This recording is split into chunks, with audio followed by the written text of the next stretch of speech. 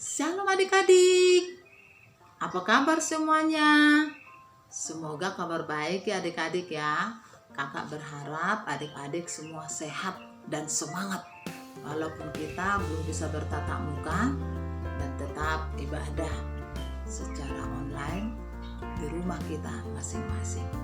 Adik-adik, kita akan mendengarkan firman Tuhan. Sebelumnya kita berdoa dulu, kita berdoa.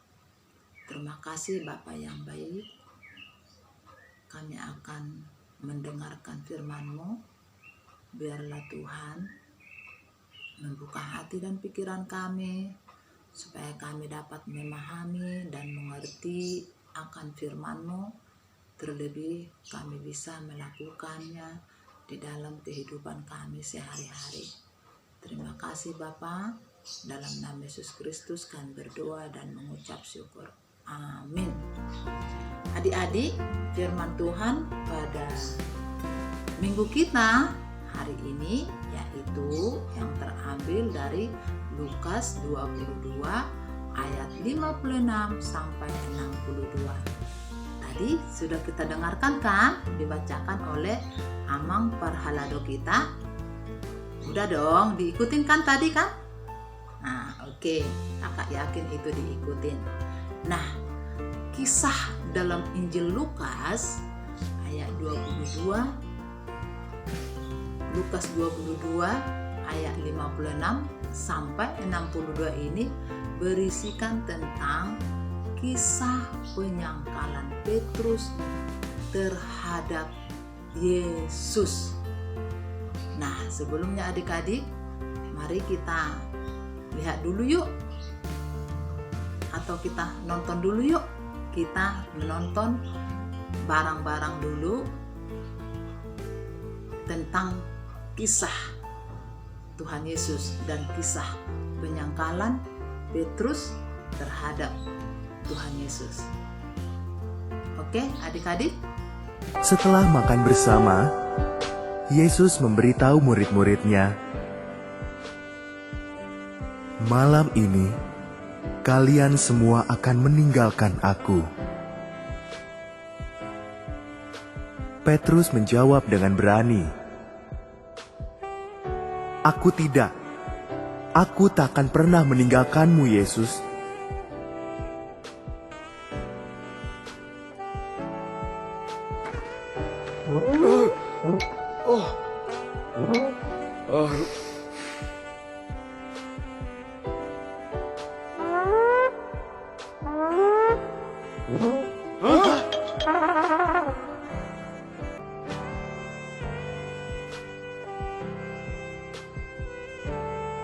Yesus menghela napas. "Sebelum ayam berkokok menyambut fajar, engkau akan berkata 3 kali bahwa engkau tidak kenal aku. Lebih baik aku mati daripada berbuat itu," jawab Petrus.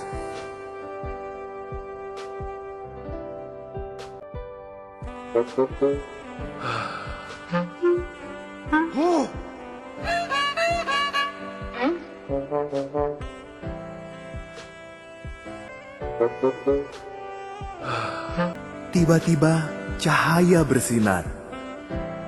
Terdengar teriakan dan semua bangun. Sekelompok orang marah yang diutus para pemimpin agama datang. Yudas mencium Yesus untuk memberi tanda siapa yang harus ditangkap.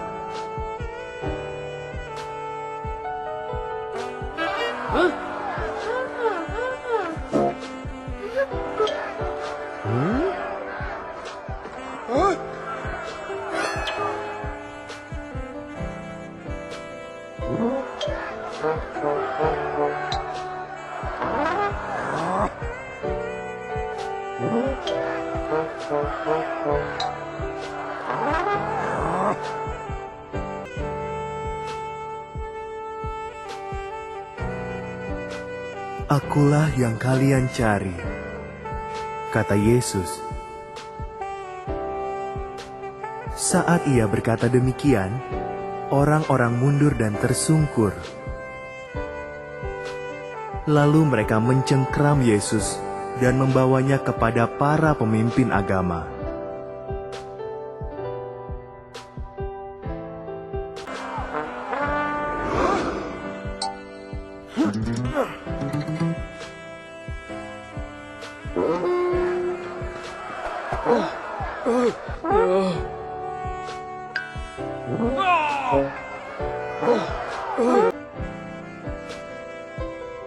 Sebagian besar murid Yesus lari, tapi Petrus membuntuti.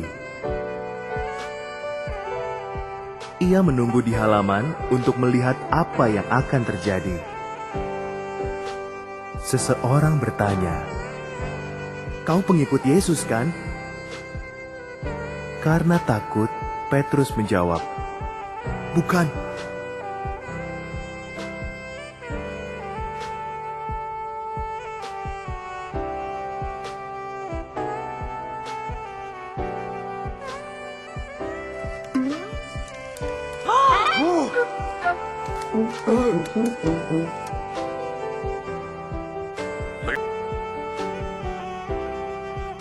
Dua orang lain menanyakan hal yang sama. "Kalian keliru," jawab Petrus. "Aku bahkan tidak kenal Yesus." Petrus menyangkal Yesus 3 kali. Saat mendengar ayam berkokok, Petrus menangis sedih sekali.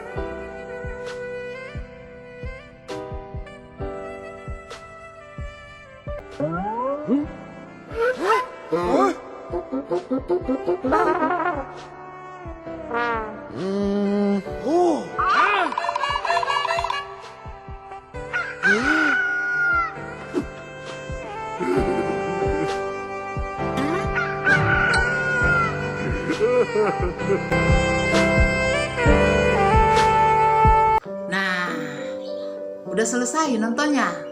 Seru kan? Bagus kan ceritanya? Tadi disimak nggak? Pasti dong. Nah, kisah itu, kalau kita lihat dari kisah itu tadi, Petrus itu mempunyai 2 karakter. Karakter yang pertama yaitu pemberani, dan karakter yang kedua yaitu pengecut. Ya adik-adik ya. Nah, karakter pemberaninya itu yaitu yang pertama, setelah mereka selesai makan bersama Tuhan Yesus, Tuhan Yesus mengatakan kepada murid-muridnya, "Malam ini kalian akan meninggalkan aku," katanya gitu kepada murid-muridnya. Tetapi dengan lantang si Petrus mengatakan, "Aku tidak," katanya gitu. "Aku tidak pernah meninggalkanmu Yesus," katanya gitu. Terus Tuhan Yesus berkata lagi sama Petrus, "Petrus, sebelum ayam berkokok, engkau sudah 3 kali menyangkal aku," katanya gitu. "Lebih baik aku mati Tuhan daripada menyangkalmu," katanya gitu. Nah, di ayat sebelumnya adik-adik, Petrus pernah memotong telinga seorang tentara Romawi karena mereka datang mau menangkap Tuhan Yesus. Adik-adik pernah dengar nggak cerita itu? Pernah dong. Tahu nggak namanya tentara Romawi yang dipotong itu telinganya? Tahu nggak? Yaitu si Malkus. Si Malkus nama tentara Romawi itu yang dipotong Petrus telinganya. Nah, adik-adik, itulah karakter keberanian si Petrus. Yang kedua, mari kita dengarkan pengecutnya si Petrus ini. Petrus, kenapa dibilang Petrus pengecut? Karena dia tidak berani mengatakan kebenaran. Kebenaran apa ya adik-adik? Yaitu yang pertama, di saat Tuhan Yesus ditangkap dan dibawa ke rumah imam besar, di sana semua orang sudah berkumpul menyaksikan Tuhan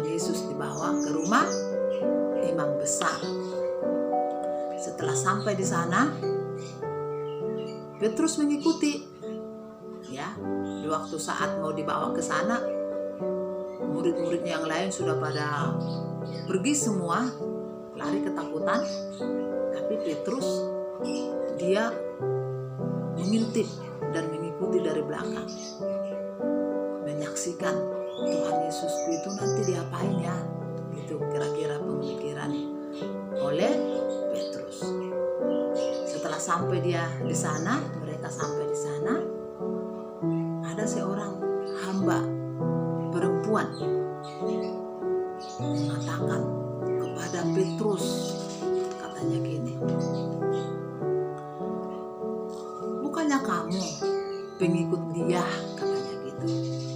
Dia itu Tuhan Yesus ya adik-adik ya. Terus kata Petrus, tidak, aku tidak kenal dia. Nah, kedua kalinya datang lagi orang bertanya kepada Petrus, kamu kan teman dia kan kamu, katanya gitu. Tidak, aku tidak kenal dia kok, katanya gitu. Sejam kemudian datang lagi seseorang bertanya kepada Petrus, kamu kan teman dia, katanya gitu. Dengan ketakutan dia mengatakan, kamu keliru, saya tidak mengenal dia, katanya gitu. Setelah dia katakan seperti itu, Tuhan Yesus menatap si Petrus. Si Petrus keluar dan dia menangis dan menyesal. Dan Petrus mengingat apa kata Tuhan Yesus kepadanya, sebelum ayam berkokok sudah 3 kali kamu menyangkal aku.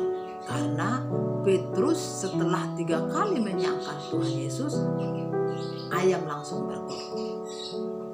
Tadi kan ada di situ kan adik-adik, kalau kita simak tadi tontonan itu, setelah 3 kali Petrus menyangkal Tuhan Yesus, ayam langsung berkokok. Menyesalnya si Petrus di situ, dia menangis. Dia sangat menyesal.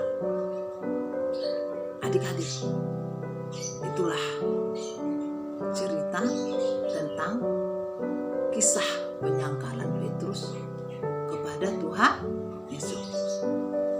Adik-adik, sebagai kita anak Tuhan, kita harus berani mengatakan kebenaran. Mari kita sama-sama mengucapkan, ikutin kakak ya. Anak Tuhan berani mengatakan kebenaran. Sekali lagi adik-adik, anak Tuhan berani mengatakan kebenaran. Nah, ada satu cerita adik-adik. Cerita ini tentang seorang anak yang mendapat nilainya kurang bagus. Kita katakan dulu namanya si Ani. Maaf ya adik-adik ya, kalau ada namanya si Ani bukan berarti adik-adik yang bernama Ani cerita kakak ini ya. Si Ani namanya. Suatu saat dia ujian di sekolahnya, dia mengatakan kepada mamanya, "Mak, kami nanti ujian," katanya gitu. Katakanlah itu ujian harian. Kata mamanya, "Ya udah, kamu belajar yang bagus ya nak," katanya gitu. Tiba saatnya sudah selesai ujian, biasanya gurunya memberikan kertasnya dong, kertas ujiannya atau hasil ujiannya supaya dikasih ke orang tua dan ditandatangani oleh orang tua. Dan guru sekolah minggu juga pernah begitu kan adik-adik? Kalau kita ujian di gereja atau di sekolah minggu, kakak guru sekolah minggu sering mengatakan, tolong ini ditandatangan oleh orang tua. Nah, si Ani ini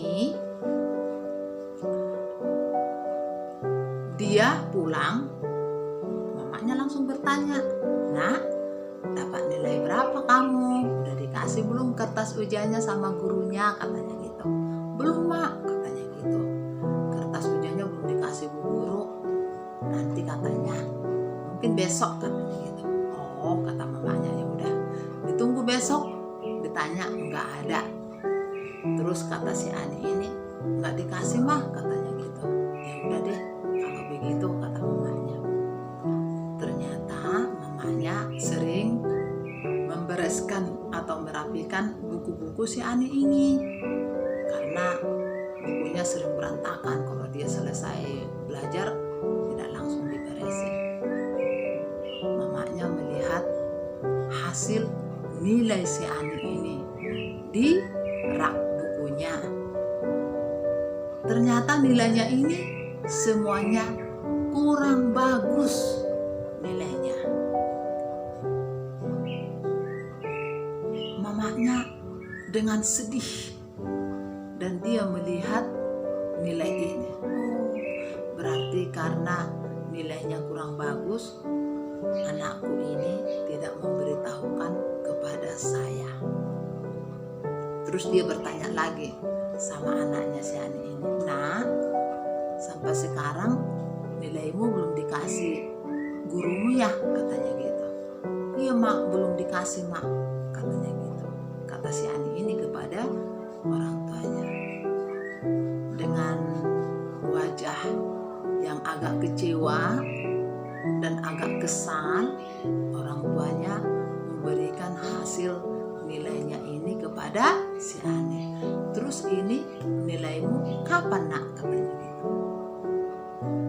Terus si Ani ini dengan ketakutan dia mengatakan, iya mak, itu nilaiku. Saya nggak berani berkata sama mama memberitahukan karena nilaiku kurang bagus. Tapi mamanya ini merangkul dia dan berkata kepada si Ani, walaupun udah agak kecewa orang tuanya, tetapi dia masih merangkul anaknya dan berkata, kenapa kamu nak? Kenapa tidak memberitahu sama mama? Kalau kamu memberitahu sama mama bahwa nilaimu kurang bagus, mama lebih memperhatikan kamu lagi untuk belajar nak, supaya di hari kemudian nilaimu mendapat nilai bagus, lebih bagus lagi. Akhirnya si Ani minta maaf sama mamanya dan juga berjanji, ya mak, nanti kalau saya dapat nilai atau apapun yang terjadi nanti sama aku, saya tidak mau lagi menutup-nutupi ke mama. Saya akan berani mengatakan kepada mama, kata si Anila kepada orang tuanya. Nah, adik-adik, menurut adik-adik bagus nggak hal seperti itu yang seperti si Ani itu tadi? Kurang bagus adik-adik. Alangkah baiknya adik-adik kalau kita dapat nilai yang bagus, nilai yang kurang bagus juga, kita kasih tahu aja sama orang tua kita. Jadi orang tua kita itu bisa mengetahui, oh, di mana kelemahan anakku ini. Apakah di matematika, apakah di bahasa Indonesia, apakah di agama. Jadi orang tua kita itu mengetahui. Anak yang berani akan mendapat pembelajaran yang baik. Sebagai anak Tuhan, kita harus berani mengatakan kebenaran. Adik-adik juga harus seperti itu. Beranilah mengaku kesalahan kita atau kelemahan kita, dan beranilah kita mengatakan yang benar. Jangan menutup-nutupi kebenaran. Kita harus berani mengatakan kebenaran itu kepada siapapun. Nah, sampai di situ dulu cerita kita adik-adik. Semoga bermanfaat dan Tuhan Yesus memberkati.